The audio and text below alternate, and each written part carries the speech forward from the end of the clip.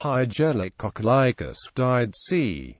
521, was a king of the Geats according to the poem Beowulf. It is precisely Hygelac's presence in the poem which has allowed scholars to tentatively date the setting of the poem as well as to infer that it contains at least some points of historical fact.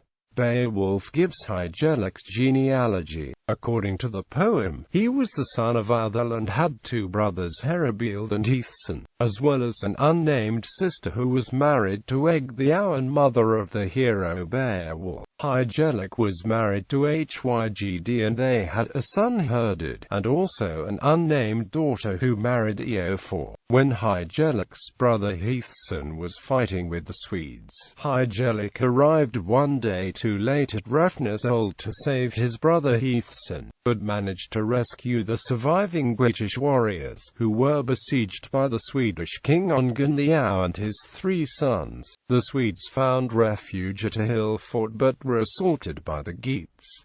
In the battle, the Swedish king was slain by Beowulf. After the death of his brother Herebeald, Hygelac ascended the British throne.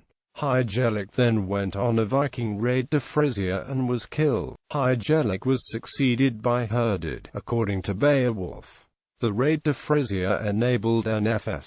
Grundtvig to approximate the date of Hygelac's death to California 516, because a raid to France under a king Ochilaicus, king of the Danes, is mentioned by Gregory of Tours. In that source he is recorded as invading the Frankish kingdoms during the reign of Theodoricus I, the son of Clovis, the king of the Franks in the early 6th century, and was killed in the ensuing chaos after the Scandinavian raiders were caught by the sudden appearance of a military response force led by Theodobertus, the son of Theodosius.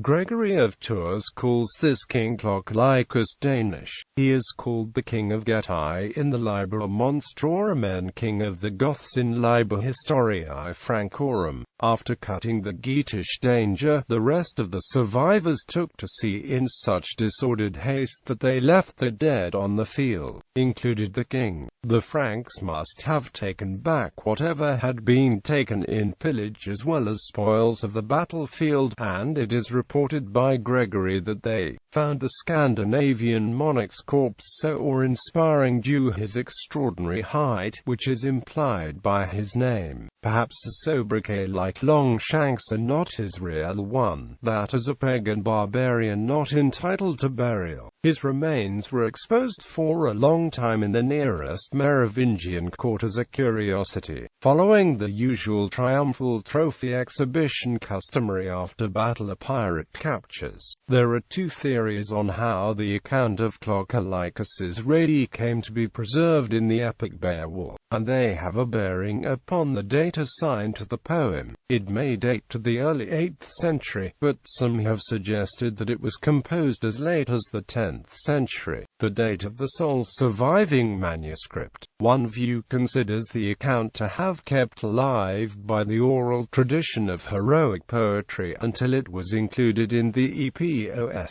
It has also been suggested that the poem is dependent on Liber Historiae Francorum, because it mentions the Etorii, which in Beowulf become Hetware. One scholar considers it to be inconceivable that independent oral tradition would have faithfully transmitted such a detail.